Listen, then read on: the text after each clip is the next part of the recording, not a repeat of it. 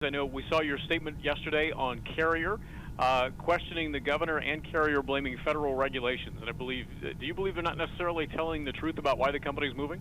Well, they've never cited a single regulation in regards to this, and said that the regulations in Mexico are exactly the same as in the United States. It's real clear what this is about. This is about Carrier chasing Mexican wages at $3 an hour. That's what this is about. How do you stop it? Well, what we're trying to do is look at a couple of things. Number one is trying to change the trade laws of this country. So a company isn't rewarded for sending jobs to Mexico. They should be rewarded for keeping jobs in Indiana. We're going to continue to work to be very, very vigilant on dumping, on currency manipulation, on all of these other things as well. But first and foremost, Carrier should sit down with us. You know, they sat down with the governor. They haven't sat down with anybody else. Should sit down with us so we can figure out how we can try to fix this problem. When you look at a company that has made $7 billion in earnings last year, that's not sales, that's profits. Their CEO made over $7 million last year.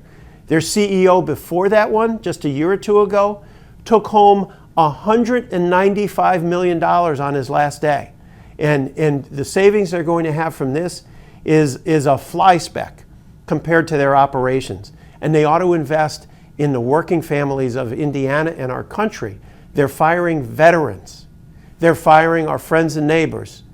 Making $7 billion and walking home the CEO with $7 million in his pocket. When is it enough? So if you had a Carrier executive in front of you right now, what would the message be? The message would be your product is going to be made with the highest quality in Indiana.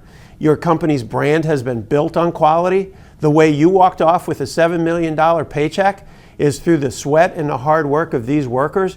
You have a winning formula that has dramatically increased earnings in the last year. The company is flush with cash and doing really, really well. Invest in the people who have made you such an extraordinary success. The governor said yesterday he didn't want to create a false hope. Is there a hope of trying to keep those jobs in Indiana?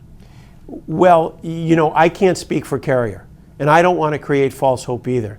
But what the governor ought to be doing is helping us point out that there's been extraordinary success in this plant, that this is really chasing $3 an hour wages. And so what Carrier needs to do is sit down with us and say, how can we work together for that gap that's out there that you're talking about, whether it's through a more modern plant with better equipment, whether it is through working with the workforce to see if there are more efficient ways to do things. How can we work together? Because we're already making over $7 billion in profits. The CEO has already walked off this year with over $7 million in paychecks for him alone. Let's see if we can make it so that every Hoosier family, most of these workers or many of these workers, their paycheck is less than $15 an hour. Let's give them a shot at the American dream as well.